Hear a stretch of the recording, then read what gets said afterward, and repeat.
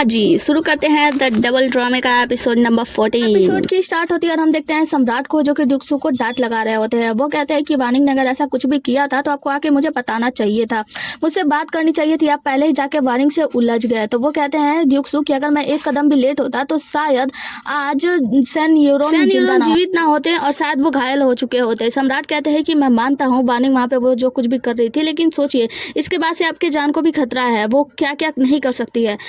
यहाँ पे ड्यूक्सू कहते हैं कि सम्राट मैं सावधान रहूंगा, जिसके बाद से वहां से जाने लगते हैं। तो सम्राट कहते हैं कि ड्यूक्सू अगर आपको कुछ भी हो जाता है तो मेरे पास कोई भी ऐसा व्यक्ति नहीं है जो कि आपकी तरह ईमानदार हो। आप ही विश्वास पात्र व्यक्ति हैं जिस पर मैं सबसे ज्यादा विश्वास करता हूँ। ड्यूक्सू कहते हैं कि सम्राट मेरा जो कार्य है उस हिसाब से मेरे बहुत सारे दुश्मन है और ऐसे दुश्मनों को टाला नहीं जा सकता, तो कृपया आप चिंता मान ना करें, मैं ना मरूंगा, मुझे कुछ नहीं होगा। राजकुमारी वानिंग को देखते हैं जो कि कुछ लिख रही होती है। वहीं पे उनका वो एक आदमी आता है और वो बताता है कि जेनियम हॉल की जो मालकिन है उसे कहीं दूर कैद कर दिया गया है, जिसके बाद से वो कहते हैं कि हाँ ठीक है फिर जाओ और कोई खबर लेकर आना। जिसके बाद से हम देखते हैं कि वो लेटर में लिख रही होती है कि गोली मार दो और उसे देती हैं अपनी नौकरानी को, कहते हैं कि इसे इल्ली हाउस में जल्दी से जल्दी पहुंचा दो। आगे किसी में हम सैन यूरोन को देखते हैं जो कि अपने घाव पे पट्टी वट्टी कर रहा होता है, दवाई लगा रहा होता है। वानिंग आती है उसे मारते हुए कहती है कि सैन यूरोन तुम कितने ज्यादा जिद्दी क्यों हो, तुमने तो आज मेरी बेइज्जती करवा ही दी थी। तो वो कहता है कि आप ये मत भूलिए कि जियांगली का सच्चाई सामने लाने के लिए आप तक गिरती जा रही हैं। आपको पता है सम्राट ने वो दावत क्यों दिया था, ताकि लोग वहाँ पे एंजॉय कर सके, और आपने क्या किया वहाँ पे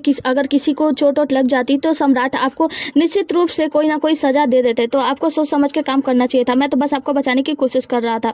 वानिंग कहती है कि तुम इतने बुरे क्यों हो, तुम्हें क्या कुछ अलग नहीं लगता, वो जियांगली वो ली ही है तुम्हारी पत्नी, मृतक पत्नी। वो कहता है कि बिल्कुल नहीं, मैंने जाकर वहाँ पे जांच की थी जहाँ पे मैंने उसे जिंदा गाड़ दिया था, मैंने अपने इन्हीं हाथों से उसको मार डाला था। वहाँ पे जब जाकर मैंने जांच की तो मैंने खुद उसकी लाश देखी है। तो वो कहती है लेकिन जेनब हॉल के कुछ लोग रहस्यमय तरीके से गायब हो गए, क्या तुम्हें अभी भी कोई भी शक नहीं हुआ है? यहाँ पे सैन यूरोन कहता है कि ऐसी कोई भी बात नहीं है, तुम जो कुछ भी सोचती हो ना वो सब गलत है, वो जियांगली ही है। वानिंग कहती है कि मुझे अभी भी इस बात पे विश्वास नहीं हो रहा है, कुछ ना कुछ गड़बड़ तो जरूर है। यहाँ पे सैन यूरोन कहते हैं कि तुम बस ये बताओ ना कि मैं तुम्हें खुश कैसे कर सकता हूँ। वो कहती है क्या छोड़ो, और उसके बाद से उसका हाथ पकड़ते हुए कहती है कि लाओ मैं तुम्हारे घाव पे मरहम पट्टी कर देती हूँ, और कहती है क्या तुम्हें सफाई करने की जरूरत नहीं है, मैं तुम्हारी मदद कर दूंगी, और आज रात मैं तुम्हें घुटनों के बल भी नहीं बैठाऊंगी। जिसके बाद से उसके कपड़े वपड़े खोलने लगती हैं और कपड़े वपड़े खोल के हम देखते हैं राजकुमारी वानिंग सैन यूरोन के साथ अपना नाइट स्पेंड करती है। आगे किसी में हम सम्राट को देखते हैं जो कि महारानी ली के पास आते हैं, मतलब हाँ सम्राज्ञी ली के पास, उपपत्नी ली के पास। उपपत्नी ली उनका कोट उतारते हुए कहते हैं कि महाराज क्या अभी तक आप राजकाज के मामलों पे चर्चा कर रहे थे? वो कहते हैं कि हाँ मैं थक गया हूँ, इसीलिए मैं तुम्हारे पास आराम करने के लिए आया हूँ। महारानी यानी ली कहती हैं कि आओ मैं आपकी मालिश कर देती हूँ, अपने पैरों पे लिटा कर उनका मालिश वालिश करने लगती हैं।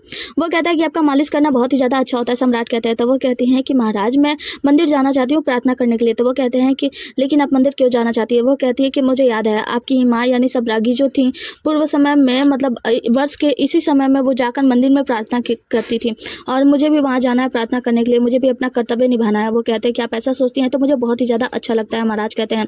तो वो कहते हैं कि वैसे मुझे छोटे बच्चे बहुत ही ज़्यादा पसंद है। महाराज कहते हैं हाँ सही बात है, अगर आप मेरे पास ना होती तो मुझे शराब के पकौड़े कौन खिलाता जो कि मेरी माँ खिलाया करती है, आपके वजह से तो मुझे माँ की ज़्यादा याद भी नहीं आती, आप मुझे बहुत प्यार करती हैं। आगे किसी में हम देखते हैं कि वांजी जो होता है वो ड्यूक्सू के पास जाता है, उनके कान में कुछ कहता है, और वो क्या कहता है हमें बताया नहीं जाता। आगे किसी में हम देखते हैं जियांगली का चचेरा भाई दौड़ता हुआ जियांगली के पास आता है। जियांगली अपना पाठ वाठ कर रही होती है तो वो उसे खाने के लिए देता है, कहता है मैं तुम्हारे लिए तुम्हारा मन पसंदीदा स्नैक्स लाया हूँ। वो कहती है तुम्हें कैसे पता मुझे भूख लगी है? तो वो कहता है मुझे पता है कि दादी माँ और आप सभी के बीच क्या क्या हुआ है, इसीलिए मुझे पता है कि आपके लिए ये समय और भी ज़्यादा कठिन होने वाला है। तो हम कहते हैं कि तुम इतनी स्पष्टता से कैसे कुछ भी कह सकते हो? तो यहाँ पे जो जियांगली होती है वो कहती है उसने सच कहा, मैंने मतलब जो कुछ भी हो रहा है इस वजह से मैं पूरी तरीके से टूटने ही वाली थी, एकदम लास्ट बिंदु पे पहुंच गई थी।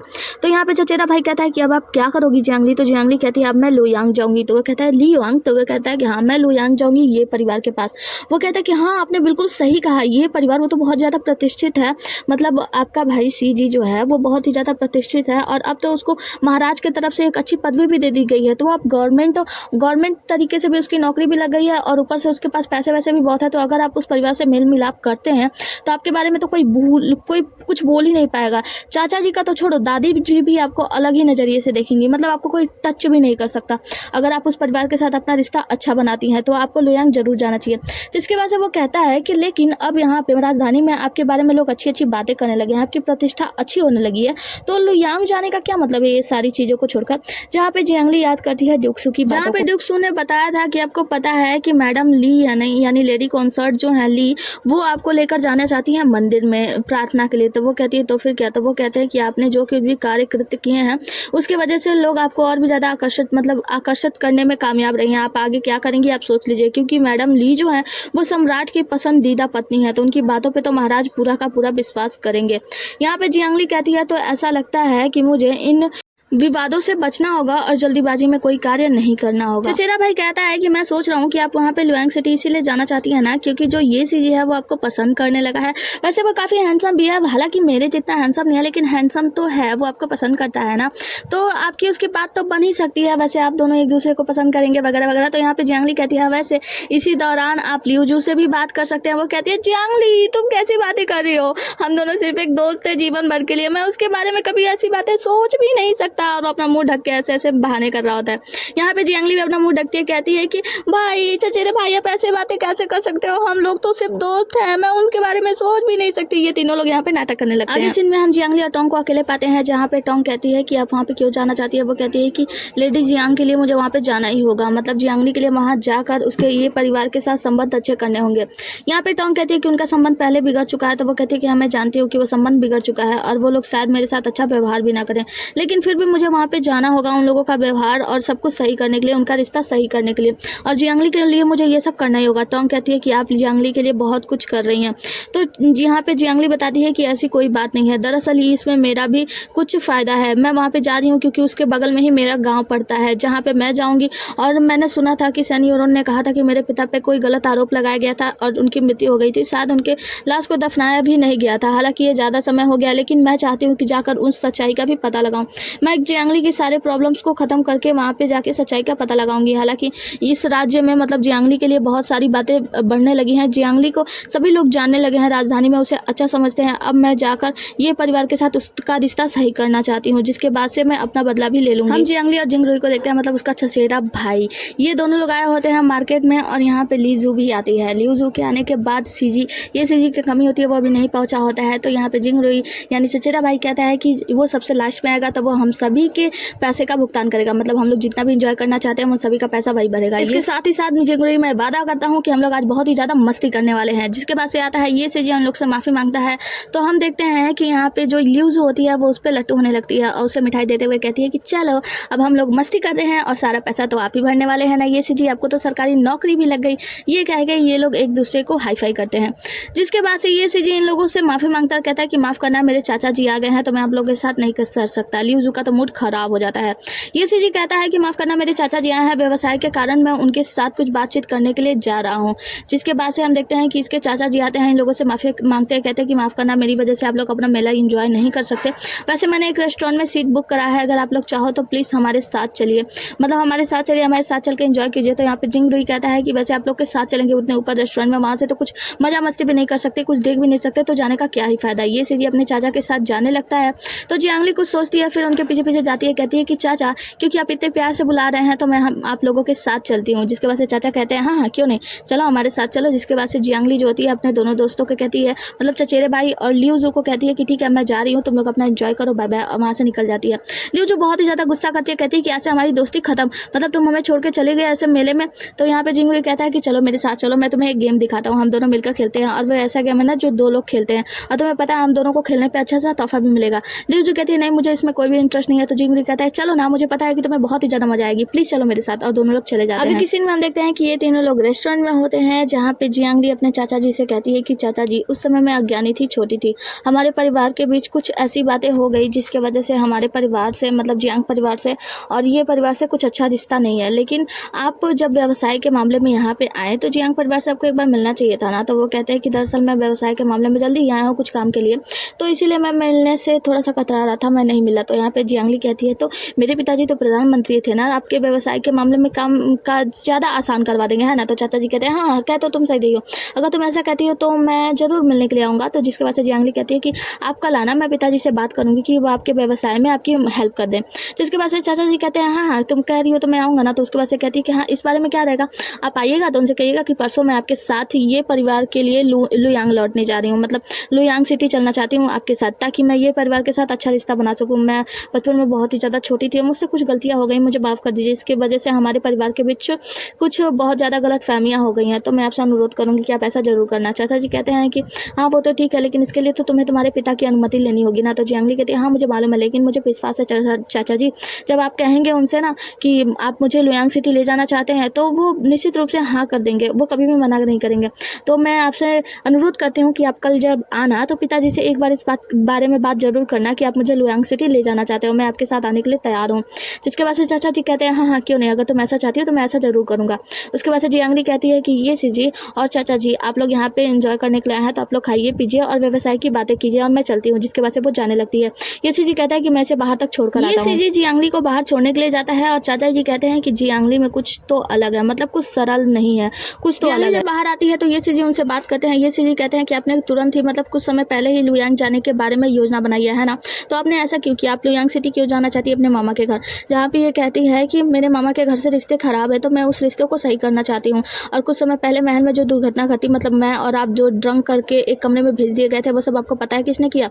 ये जी कहता है किसने? तो वो कहती है कि मेरी चचेरी बहनों ने। अब जान सकते हैं कि मैं लुयांग सिटी क्यों जाना चाहती हूँ। वो कहते हैं कि हाँ मैं समझ रहा हूँ। तो वो कहती है कि देखिए जियांग परिवार में मेरी स्थिति ऐसी ही है, इसीलिए मैं जाकर अपने मामा लोग के साथ अपना रिश्ता ठीक करना चाहती हूँ। वैसे भी वो मेरे माता का परिवार है, तो मुझे वहाँ पे जाकर अपना रिश्ता भी सही करना होगा। जहाँ पे यहाँ पे ये जी कहते हैं कि ठीक है मैं आपकी सिटी में रक्षा करूँगा। जियांगली वहाँ से जाने लगती है और ये जी बस उन्हें जाते हुए देख रहे होते हैं कि मतलब इसकी स्थिति कितनी ज़्यादा खराब है। हम देखते हैं कि जियांगली वहाँ से जा रही होती है, रास्ते पे होती है और हम देखते हैं ड्यूक सू को जो कि अपने वांजी लूजी से बात कर रहे होते हैं। वांजी बताता है कि हमने थिएटर के टिकट खरीद लिए हैं, क्या आप अभी भी ताहो हांग का नाटक देखने के लिए जाने वाले हैं? वो कहता है कि हाँ मैं जाने वाला हूँ। जिसके बाद से ये लूजी वांजी जो होते हैं वो लोग कहते हैं कि महाराज आपको पता है ना कि उन लोगों को शक हो गया है, तो अगर आप वहाँ पे नाटक देखने के लिए जाएंगे तो आपके ऊपर हमला हो सकता है, आपको जान का खतरा है। वो कहते हैं कि हाँ मुझे मालूम है, लेकिन मैं ये खतरा उठाना चाहता हूँ, तो मैं अकेले कैसे जाऊँ? एक काम करो किसी और को भी मेरे साथ नाटक देखने के लिए तैयार करो। जहाँ पे वांजी कहता है कि महाराज अगर आप कहें तो मैं आपके साथ नाटक देखने के लिए आ जाऊँगा। वो कहते हैं नहीं मुझे नहीं, और वहाँ पे खड़े होकर देखने लगते हैं। जहाँ पे उन्हें सड़क पे दिखती है जियांगली, तो वो कहते हैं कि किसी महिला को बुला कर लाओ जो कि कमजोर हो। तो वांजी कहता है कि हम सड़क से किसी भी महिला को उठा लेंगे। तो वो कहते हैं कि हाँ सड़क से ही उठा कर लाओ। जहाँ पे वांजी जब नीचे देखता है तो वहाँ पे जियांगली खड़ी होती है, वो उड़ के उसके पास जाता है, सामने खड़ा हो जाता है, कहता है कि मेरे आका यानी कि ड्यूक सू आपको बुला रहे हैं। तो जियांगली नहीं जाने के लिए आगे बढ़ती है, तो वो अपना कराटे वराटे दिखाने लगता है मुँह फाड़ फाड़ के। जिसके बाद से जियांगली कहती है हाँ ठीक है चलते हैं। आगे की सीन में हम देखते हैं कि जियांगली पहुंचती है ड्यूक सू के पास और यहाँ पे नाटक वाटक स्टार्ट हो गया होता है, नाटक वाटक चल रहा होता है। जियांगली ड्यूक सू के पास पहुंचती है तो ड्यूक सू पूछते हैं कि वांजी कहाँ है? तो वो कहती है कि वो नीचे रह गया, कि वैसे आपने मुझे यहाँ पे क्यों बुलाया है, कि आपके पास अभी भी कोई काम करने के लिए नहीं है, आप बहुत ही ज़्यादा फ्री है ना? तो ड्यूक सू कहते हैं कि मैंने आपको नाटक देखने के लिए बुलाया है, तो बैठिए मेरे साथ नाटक देखिए। यहाँ पे जियांगली कहती है अच्छा आपने मेरी एक बार मदद की थी, उसके बदले में मैं यहाँ पे नाटक देखने के लिए आई हूँ है ना? तो ड्यूक सू कहते हैं बहुत ज़्यादा गणना करती है, मतलब हाँ हर बार मतलब मैंने आपकी मदद की है, उसके बदले में आप नाटक देखना चाहती है। वो कहती है ठीक है अगर ऐसी बात नहीं है तो मैं यहाँ से जाती हूँ। तो ड्यूक सू कहता है नहीं रुको, ठीक है मैं तुम्हारी बात मानता हूँ, मैंने जो तुम्हारी मदद की थी उसके बदले में तुम मेरे साथ बैठ के नाटक देख लो। जिसके बाद से वो जियांगली से कहते हैं कि यहाँ पे 3 चाय रखी है, आके चाय चुनो। तो वो कहती है कि चाय बड़े बेकार बात है, मुझे चाय पीना पसंद ही नहीं है।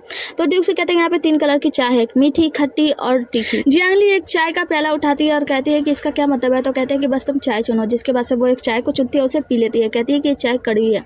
वो कहते हैं कि वे चाय कड़वी नहीं थी बल्कि मीठी थी, लेकिन आपको कड़वी लगी। वो कहती है कि शायद मेरी जुबान का स्वाद ही ऐसा है, सबका स्वाद अलग अलग होता है ना, तो मेरा स्वाद ही ऐसा होगा। वो कहते हैं नहीं ऐसी बात नहीं है, लगता है कि आपने कड़वी मीठी होने के बावजूद भी आपने कड़वी कही, इसका मतलब आपके मन में कुछ ना कुछ कड़वापन तो है, कुछ ना कुछ तो आप छिपा रही हैं। कहती है ऐसी कोई बात नहीं है, कुछ चीजें ऐसी होती है जो बहुत ही ज्यादा कड़वी होती है। तो ड्यूक सू कहते हैं कि इसका क्या मतलब है? वो कहते हैं जैसे कि प्यार, स्नेह, किसी से लगाव, ये सभी चीजें कड़वी होती है। तो ड्यूक सू कहते हैं कि क्या आप प्यार को कड़वा कह रही हैं? मतलब वो बहुत सारी चीजें समझाते हैं स्नेह और प्यार के बारे में। तो जियांगली कहती है क्या आप मुझे यहाँ पे स्नेह और प्यार के बारे में समझाने के लिए आए हैं? जिसके बाद से ड्यूक सू का मुंह बंद हो जाता है, कहते हैं कि आइए बैठ के नाटक देखते हैं।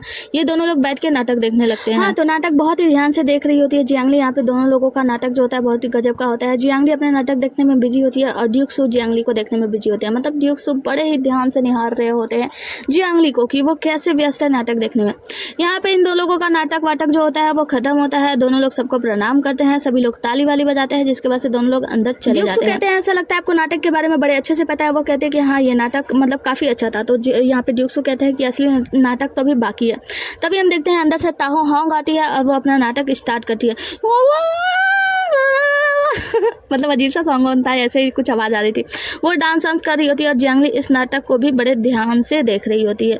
जिसके बाद से ताहो हांग का नाटक भी खत्म होता है और ड्यूक सू से कहती है कि ड्यूक सू मैंने कैसा नाटक किया आप बता दीजिए। तो ड्यूक सू कहते हैं कि ये आप मुझसे नहीं बल्कि इस महिला से पूछिए, मतलब जियांगली को खड़ा कर देते हैं। जियांगली बताती है आपका नाटक अद्भुत था, बहुत ही ज़्यादा अच्छा था। जिसके बाद से जियांगली लंबी चौड़ी लिस्ट बताकर बताती है कि आपका नाटक बहुत ही ज़्यादा अच्छा था। ताहो हांग कहती है मुझे लगता है कि आपको नाटक के बारे में बहुत ही ज़्यादा जानकारी है। तो यहाँ पे ड्यूक सू कहते हैं इसे नाटक के बारे में सिर्फ जानकारी भी नहीं है, ये नाटक करना जानती है। कहना था कि जियांगली किस तरफ झपट्टा मारते हैं ताहो हांग के पास खड़े 2 भाले वाले आदमी और इन लोगों के ऊपर हमला कर देते हैं। जहाँ पे जियांगली को बचाया जा रहा होता है, ड्यूक सू से बचाने की कोशिश कर रहे होते हैं और ताहो हांग भी अपना तलवार लेके उसके ऊपर हमला कर देती है। यहाँ पे ड्यूक सू उसे बचाने का पूरा प्रयास कर रहे होते हैं। ताहो हांग जो होती है वो जियांगली का हाथ पकड़ती है और लेके नीचे कूद जाती है, मतलब एक तरीके से जियांगली को मारने का प्रयास कर रही होती है और ड्यूक सू पर हमला कर रही होती है। जिसके बाद से हम देखते हैं कि इसी भागा दौड़ी में और मारा पीटी में जब लग जाता है जियांगली को चोट, और जियांगली को चोट लगने के बाद हम देखते हैं वांजी लूजी भी इतने समय में यहाँ पे चले आते हैं और सबको मार पीट के किनार मतलब एक साइड कर देते हैं और ताहो हांग को पकड़ लेते हैं। यहाँ पे ड्यूक सू कहते हैं कि इसे कुछ नहीं होना चाहिए, बस इसे कैद कर दो, इसे सच्चाई भी उगलवानी है और इसके मास्टरमाइंड को पकड़ना है। आगे हम देखते हैं कि जियांगली को काफी हद तक चोट आई होती है, उसके बाजू पे चोट लगा होता है और ड्यूक सू उसे अपने गले से लगाते हैं। आगे की सीन में हम देखते हैं कि जियांगली को चोट लगा होता है तो उसको दवाई लगाने के लिए जब कपड़ा हटाने जाते हैं तो जियांगली मना कर देती है। जिसके बाद से ड्यूक सू वो दवाई जो होता है वो कपड़े के ऊपर से ही घाव पे छिड़कने लगते हैं। जियांगली को दर्द होता है, फिर वो कहती है कि आप ये दवाई लगा रहे हैं अपने आप से, तो इससे मेरे ऊपर कोई उपकार नहीं कर रहे हैं। जिसके बाद से ड्यूक सू जाके अपने सीट पे बैठ जाते हैं और कहते हैं कि आप ये उपकार के बारे में क्या बात करती रहती हैं। जियांगली कहती है कि जीवन में जब कोई आपके ऊपर उपकार करता है तो वो एक कर्ज की तरह होता है जिसे कि आपको चुकाना ही चाहिए, तो मैं आपके हर एक उपकार को चुका देती हूँ। अब ये कोई उपकार के रूप में नहीं जोड़ा जाएगा और जीवन में सबसे बड़ा कार्य यही है कि किसी के कर्ज को चुकाना, मतलब अगर कोई कर्ज आपके पूरे जीवन में आ जाता है तो पूरे जीवन में एक बर्डन की तरह लगता है। इसीलिए मैं नहीं चाहती कि मैं किसी का उपकार ना चुकाऊं। वैसे मुझे पता है कि आपने मुझे जानबूझकर यहाँ पे बुलाया था, आपने मुझे चारा बनाया जबकि आपके चारों ओर खतरा मंडरा रहा था, मुझे चारा बनाकर इस्तेमाल किया। मैं इस बात के लिए खुश हूँ कि मैं आपके किसी काम आई, लेकिन हाँ मैंने अब आपका उपकार चुका दिया है। आगे ताओ हांग को देखते हैं जहाँ पे ड्यूक सू उसे प्रताड़ित करते हैं, मतलब उससे पूछताछ करते हैं और उससे कहते हैं कि मुझे पता है कि आप थिएटर का उपयोग कर रहे हैं जिससे कि आप ढेर सारे पैसे इधर उधर कर रहे हैं, घपला कर रहे हैं और जिसके बाद से आप चैंग से भी मिले हुए हैं, नमक तस्करी में भी मिले हुए हैं। तो आपको क्या लगता है आप सम्राट से विवाह कर सकते हैं? मुझे अच्छी तरीके से पता है कि चैंग जो कि दूसरे राज्य का सम्राट है, आप उसके लिए घोड़े और हथियार खरीदने में वो पैसे का व्यय करते हैं। तो आप मुझे सच्चाई बता दो, मैं आपको उससे 3 गुने ज़्यादा पैसा दूंगा। वैसे मेरा मूड अच्छा नहीं है तो आपको जो कहना है जल्दी जल्दी कहो वरना मैं यहाँ से जा रहा हूँ। यहाँ पे ताओ हांग कुछ नहीं बोलती है तो जो ड्यूक्स होते हैं वो जानने लगते हैं और कहते हैं अपने छेड़े चपाटे से कि एक काम करो, उसका हाथ पैर काट दो और पंग करके पूरी तरीके से सड़क पे फेंक दो। जिसके बाद इनके छेड़े चपाटे कहते हैं कि सम्राट का मतलब ड्यूक्स का मूड अच्छा नहीं है तो चलो ऐसा ही करते हैं, वैसे भी हमें पैसा तो मिलता ही है ना हमारे काम का। जिसके बाद ये लोग ताओ हांग का हाथ पैर काटने के लिए जाते हैं, वो कहती है कि नहीं रुको मैं सच्चाई बताती हूँ और ड्यूक्स वापस आते हैं। आगे किसी में हम सम्राट को देखते हैं जो कि ड्यूक्स से बातें करते हैं और वो कहते हैं कि आपने उस हत्यारे को पकड़ लिया है, मतलब हत्यारन को पकड़ लिया है, लेकिन फिर भी आपका मूड अच्छा क्यों नहीं दिख रहा है, क्या आप कुछ छिपा रहे हैं? तो ड्यूक्स कहते हैं नहीं ऐसी कोई भी बात नहीं है। जिसके बाद से सम्राट पूछते हैं कि अगर कोई ऐसी बात है तो आप मुझे बता दीजिए। कहते हैं कि वैसे आप उन लोगों ने आपको जान से मारने की कोशिश की, इसका मतलब ऐसा लगता है कि आप उनके रास्ते में आ चुके हैं। तो वो कहते हैं कि हाँ सम्राट मैं नज़र में तो आ चुका हूँ और मुझे ऐसा लगता है कि जो नमक तस्करी ये लोग कर रहे हैं ये सिर्फ पैसे कमाने के लिए। जो राजा किंचन है उसके पास पैसे नहीं है और पैसे कमाने के लिए वो लोग नमक तस्करी में बहुत लोगों को मिलाए हुए हैं और जिन पैसों से वो लोग नए सैनिकों की भर्ती कर रहे हैं। हमें क्या करना चाहिए, उसका राज्य जो झोंगांग राज्य है उस राज्य को अपने बस में करने के बाद उस राजा का किंग चेंग का गला घोट देंगे। हम इसके लिए बस 1 कदम की ही दूरी पे हैं। और वो बताते हैं कि मुझे पता चला है कि लुयांग सिटी में कोई ऐसा मैदान है जहाँ पे उनके सैनिकों को प्रशिक्षित किया जा रहा है। तो महाराज कहते हैं कि इसका मतलब ये है कि आप अब लुयांग सिटी जाने वाले हैं ना? तो वो कहते हैं कि जी हाँ महाराज, मुझे बस आपकी आज्ञा की जरूरत है। आगे हम जियांगली के पिताजी को देखते हैं जहाँ पे ये परिवार से मिस्टर ये सीजी और उसके चाचा यानी कि जियांगली के मामा जी जो लगेंगे वो आए होते हैं मिलने के लिए। यहाँ पे मिस्टर जियांग जो होते हैं वो मामा जी से कहते हैं कि वैसे साले आप यहाँ पे आए हैं, काफ़ी समय से आए हैं राजधानी में, लेकिन आपने मुझे सूचना क्यों नहीं दी? वो कहते हैं जीजा जी माफ़ कीजिएगा, मैं यहाँ पे आया था किसी ज़रूरी काम से और फिर ये सीजी जो है वो आपके साथ ही मंत्री के योगदान पे काम करने वाला है, तो मैंने सोचा मैं आपसे मुलाकात कर लूँ और ये सीजी आपके अंडर में ही काम करेगा, आपका जो है आभार मिलता रहेगा, आप इसे समझाते रहेंगे तो अच्छा काम करेगा ना। तो यहाँ पे जो मिस्टर जियांग होते हैं वो कहते हैं कि वैसे इसे समझाने की जरूरत नहीं है, ये पहले से ही बहुत ही ज़्यादा बुद्धिमान है। इसी के बाद यहाँ पे जियांग आके सबको प्रणाम करती है। जिसके बाद से कहती है कि पिताजी कल जब मैं मेले में गई थी ना, तब मैं मामा जी से मिली थी, तो मैंने सोचा उन्हें यहाँ पे लाना ज़रूरी होगा, तो मैं उन्हें जियांग परिवार में ले आई, जिसके बाद से जियांग पिताजी कहते हैं कि आइए सभी लोग बैठकर बातें करते हैं। सभी लोग जाकर अपने अपनी सीट पर बैठ जाते हैं, जिसके बाद से पिता जियांग पूछते हैं कि वैसे मेरी सासू माँ यानी जियांगली की नानी जी कैसी हैं। तो मामा जी बताते हैं कि उनकी हालत थोड़ी सी ख़राब है, मतलब तबीयत ख़राब रहती है 10 सालों से, काफ़ी समय से वो बीमार है, तो मैं आपसे एक अनुरोध करना चाहता हूँ। तो यहाँ पे पिता जियांग कहते हैं कि जी बताइए ना क्या बात है। तो यहाँ पे पिता जियांग मतलब जो मामा जी होते हैं वो कहते हैं कि दरअसल नानी जी में मतलब मेरी माँ कई वर्षों से हमेशा से जियांगली को देखना चाहती हैं, और जब छोटी थी तब इससे गलती हुई थी, अब तो जियांगली बड़ी हो गई है, तो मैं चाहता हूँ कि इसे लुयांग सिटी लेकर जाऊँ। यहाँ पे पिताजी कहते हैं कि लुयांग सिटी, लेकिन वो तो बहुत ही ज़्यादा दूर है, और इसके साथ साथ जियांगली को वहाँ के खाने की भी आदत नहीं है, तो मैं उसे अपने आप से दूर नहीं भेजना चाहता। क्या होगा अगर वो बीमार पड़ गई। जियांगली कहती है कि पिताजी जब मैं जेनब हॉल में इतने साल रह के वहाँ की तौर तरीके सीख सकती हूँ, वहाँ के खाने की आदी हो सकती हूँ, तो लुयांग सिटी तो जीवंत शहर है, मैं वहाँ पे जाके अच्छे से और खुश रहूंगी। पिताजी कहते हैं कि अभी कुछ दिन पहले तो मैंने जियांगली को पाया है, मैं नहीं चाहता कि जियांगली मेरे नज़रों से दूर हो। जियांगली अभी तो लौटी है, और मैं मतलब इसे लुयांग सिटी नहीं जाने दे सकता। जिसके बाद से जियांगली कहती है कि पिताजी ऐसी बात नहीं है, देखिए हमारी परीक्षाएं भी खत्म हो चुकी है, तो मैं चाहती हूँ कि मैं लुयांग सिटी जाऊँ, अपने नानी से मिलूँ, ये परिवार मतलब सभी परिवारजनों से मिलूँ और उनसे रिश्ता अच्छा बनाऊँ। पिताजी कहते हैं कि तुम नहीं जा सकती, क्योंकि तुम्हें पता है ना कि मैडम ली यानी ली कॉन्सर्ट जो है वो जल्दी तुम्हें लेने आने वाली है मंदिर में जाने के लिए, प्रार्थना करने के लिए, तो तुम्हें वहाँ जाना होगा, क्योंकि तुम्हारी माँ ने भी बातें कर ली हैं। जिसके बाद से जियांगली कहती है पिताजी अगर मामा जी ले जाना चाहते हैं और आप भेजना चाहते हैं तो प्लीज़ मुझे जाने दीजिए। तभी यहाँ पे इसकी दादी माँ आती हैं, मतलब जियांगली की दादी माँ कहती हैं कि जियांगली अगर जाना चाहती है तो उसे जाना चाहिए, और वो समझाती हैं क्योंकि उसकी नानी उससे बहुत ही ज़्यादा प्यार करती थी, तो उसे एक बार जाके अपने नानी से जरूर मिलना चाहिए, क्योंकि उसकी नानी भी उससे मिलकर बहुत ही ज़्यादा खुश। दादी माँ कहती हैं और जहाँ तक रही मैडम ली की बात, तो लेडी कॉन्सर्ट ली जो है वो बहुत ही ज़्यादा समझदार है, वो बातों को समझ जाएंगी और नाराज नहीं होंगी। और ये सब सुन के जियांगली भी यहाँ पे खुश हो जाती है। जिसके बाद से जियांगली के दादी जी जो होती हैं वो पिताजी को यानी जियांगली के पिताजी को समझाती हैं कि देखो तुम समझो, मैं मानती हूँ कि ली से तुम्हें शायद लगता है कि ली की गलती है, लेकिन तुम एक बार खुद समझो, क्या तुम्हारी बेटी और ये जो है वो बहुत ही ज़्यादा अच्छे हैं, उन लोगों की कोई गलती नहीं होगी क्या? तुम 10 साल बाद जियांगली यहाँ पे जेनब हॉल से वापस आई है, तुम अब फिर उसे बौद्ध धर्म का अध्ययन करने के लिए वापस भेज रहे हो, तुम्हें नहीं पता क्या लेडी कॉन्सर्ट ली कैसी है, मतलब वो उसे कैसे सिखाएंगे, कितना प्रताड़ना करेंगे, ये सब तुम नहीं जानते, तुम फिर उसे प्रताड़ित करने के लिए भेज रहे हो।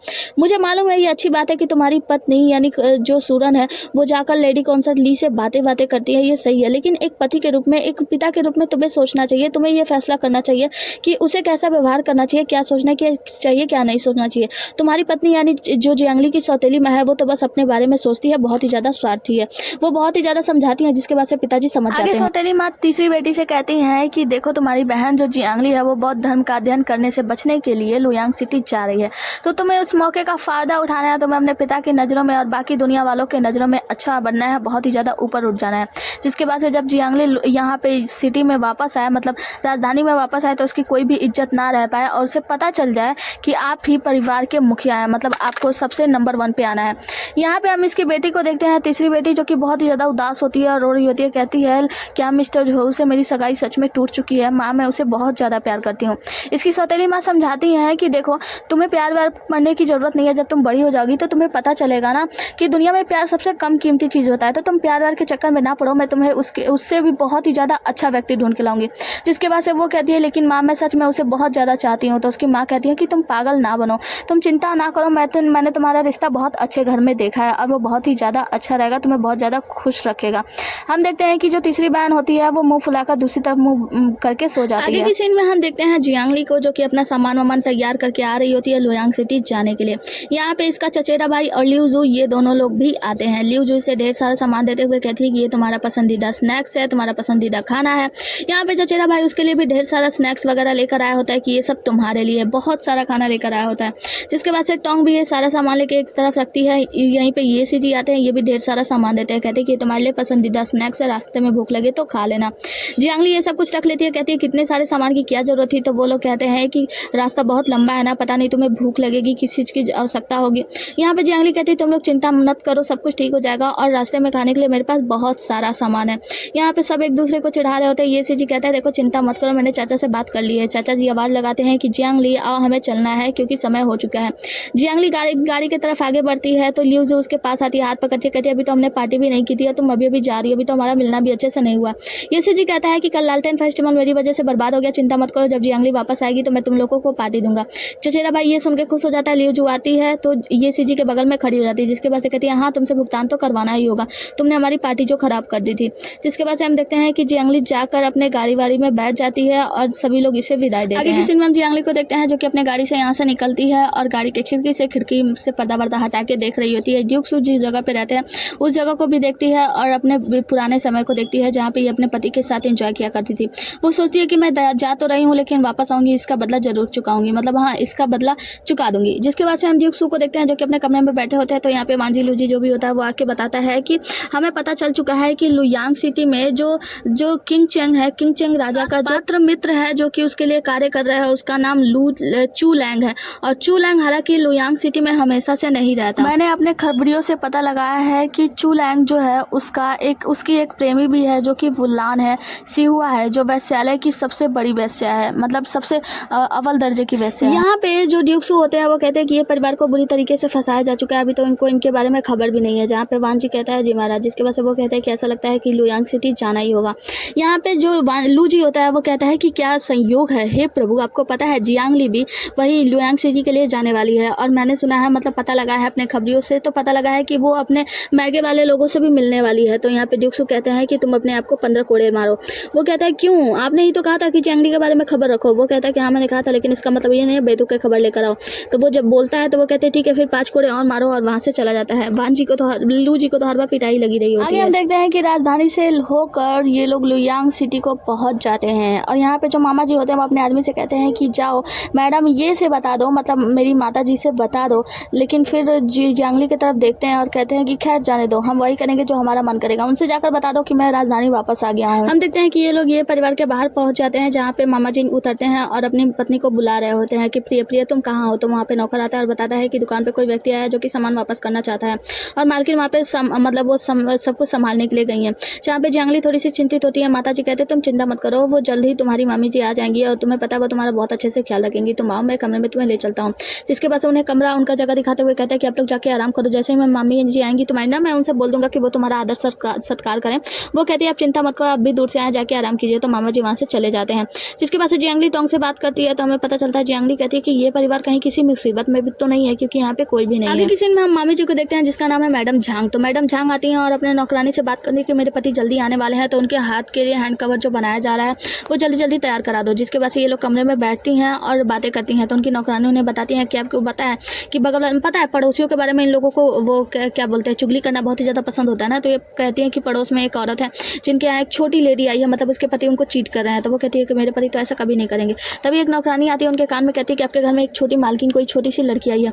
जिसके बाद वो बहुत ही ज़्यादा गुस्सा करने लगती है, मामा जी पर चिल्लाते हुए बाहर निकलती है कि मेरे पति मुझसे धोखा कैसे कर सकते हैं, वो बेवफा आदमी कहाँ है। चिल्लाते हुए जाकर बाहर अपने नौकरों से पूछती है कि तुम्हारा मालिक कहाँ है। तो वो कहते हैं वो तो बाहर गए हैं। जिसके बाद से वो चिल्लाते हुए जा रही होती है तो उनकी नौकरानी समझाती है कि वो हो मालकिन आप समझो मेरी बात, आप जाकर अगर अचानक उस लड़की से लड़ने लगोगी, हालांकि वो छोटी मालकिन है, तो आपके पति के सामने वो आपका बारे में बुरा भला नहीं बोल देगी कि आप उसको इतना सारा बुरा भला सुना रहे थे, तो इसके वजह से आपके पति के नज़रों में वो अच्छी बन जाएगी। तो एक काम करो आप बस यहाँ पे थोड़ा सा धीरे रखो, मैं जाके सब मामला समझ के फिर बूझ के फिर आपको आके बताती हूँ। वो कहती है कि हाँ जल्दी जाओ पता करके आओ, मैं तो उसका सर ही फाड़ दूंगी आज मेरे घर में पहुंचने की उसकी हिम्मत कैसे हुई। तो मामी की जो नौकरानी होती है वो जाके दरवाजा खटखटाती है, जोर जोर से बाहर निकलो। टोंग जाती है, दरवाजा खोलती है, कहती है कि तुम कौन हो, इतने असभ्यता तरीके से व्यवहार क्यों कर रही हो।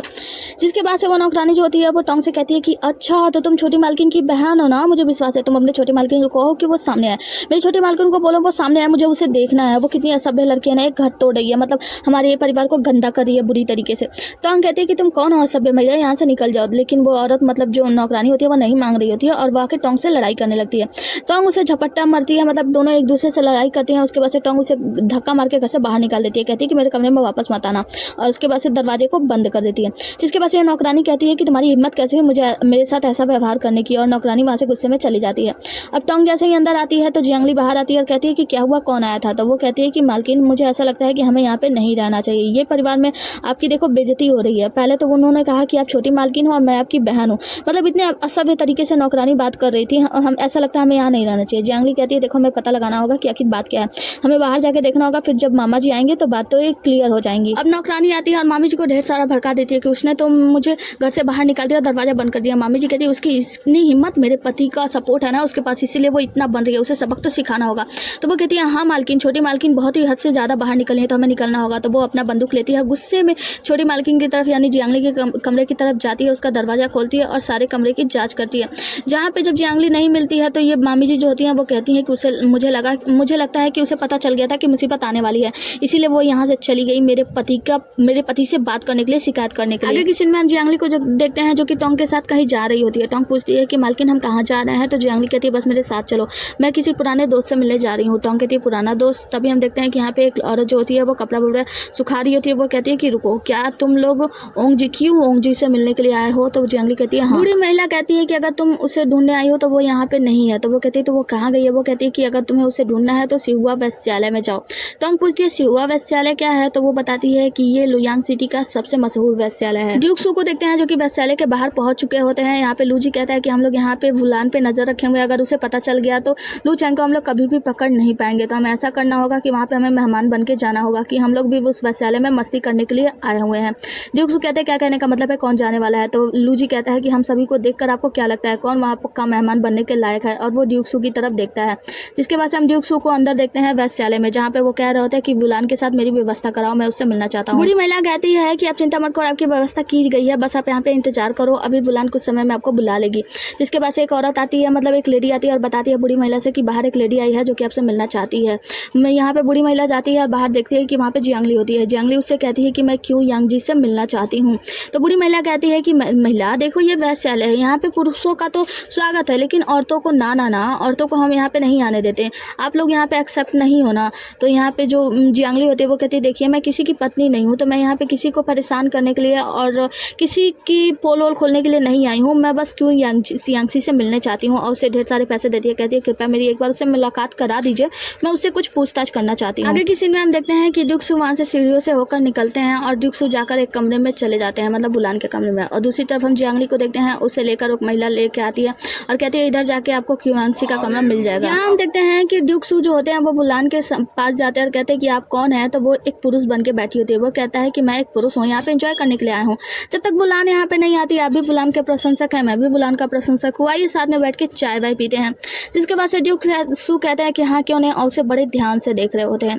ये दोनों लोग एक साथ बैठते हैं जहाँ पे वुलान जो होती है एक तो अपने लिए चाय निकालती है, उनके लिए चाय देती है। जैसे ये चाय पीने जाती है, ड्यूक सू पीने जाते हैं, उनके ऊपर अपने चाकू से हमला कर देती है।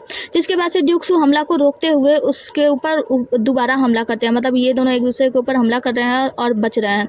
यहाँ पे हम देखते हैं कि ड्यूक सू उसके बाल को खोल देते हैं और इन्हें पता चल जाता है कि वो वुलान है। और फिर जिसके बाद से उसका जब पोल सामने खुल जाता है तो दोनों एक दूसरे की आंखों में देखते हैं। ड्यूक सू कहते हैं कि देखो वुलान, मैं इतने समय से ये खोजबीन का कार्य कर रहा हूँ तो कोई भी वेश मुझसे छुप नहीं सकता, मतलब वेश छिपाने की कितनी भी कोशिश की जाए मुझसे नहीं छिपा सकते। जियांगली जो होती है वो क्यू यांगसी के कमरे में पहुंच जाती है और कहती है कि आप क्यू यांगसी होना। तो वो कहती है कि महिला आप गलत कमरे में पहुंच आई हैं, क्या आप कुछ म्यूजिक सुनना पसंद करेंगी? तभी हम दूसरे कमरे से आवाज़ आता हुआ सुनते हैं और ये आवाज़ किसी और का नहीं बल्कि ड्यूक सू का होता है जो कि लड़ाई कर रहे होते हैं वुलान से। यहाँ पे जो क्यू यांगसी होती है वो कहती है कि कुछ लोग ऐसे होते हैं जो इस तरीके से खेलना पसंद करते हैं, तो आपको डरने की आवश्यकता नहीं है। वुलान ड्यूक सू से कहती है कि क्या आपको लगता है ताहो हांग सच में आपको सही जानकारी देगी? तो यहाँ पे ड्यूक सू कहते हैं कि क्योंकि आप ताहो हांग को जानते हैं तो मुझे ऐसा लगता है कि मेरा यात्रा व्यर्थ नहीं गया। फिर वो देखते हैं कि वो गलत तरीके से पकड़े हुए हैं तो शर्मा कर दूर हट जाते हैं। जियांगली कहती है कि क्यों यांगसी, मुझे आपसे कुछ सवाल पूछना है। तो क्यों यांगसी कहती है कि क्या कोई तुम्हारा ऐसा व्यक्ति है जिससे तुम प्यार करती हो और वो मेरे जाल में फंसा हुआ है तो बता दो। जियांगली कहती है ऐसा तो नहीं पता, लेकिन हाँ मैं तुम्हारे प्रियतमा के बारे में, तुम्हारे प्रेमी के बारे में जरूर जानती हूँ। क्यों यांगसी कहती है कि मेरा भी कोई प्रेमी है, मुझे तो इसके बारे में खबर नहीं थी। वो कहती है कि हाँ लेकिन मैं जानती हूँ, वाई जियांग के मजिस्ट्रेट जू झाओ का बेटा। इसी के साथ क्यों यांगसी शॉक हो जाती है और ये एपिसोड यहीं पे खत्म होता है। मिलते हैं अगले एपिसोड में, तब तक के लिए बने रहिए हमारे साथ। Tata bye bye, take care. और हाँ नए हो तो चैनल को सब्सक्राइब कर दो, वीडियो को लाइक करके जाना और कमेंट करके बता देना कुछ भी। हाँ चलो, और एक बात, आप लोग वीडियो को लाइक नहीं करते हो, ये गलत बात है, और चैनल को सब्सक्राइब भी कर दो। 92% लोग ऐसे हैं जिन्होंने चैनल सब्सक्राइब ही नहीं किया है, बस ऐसे ही वीडियो देखते हो। सब्सक्राइब कर दो ना, अच्छा लगता है।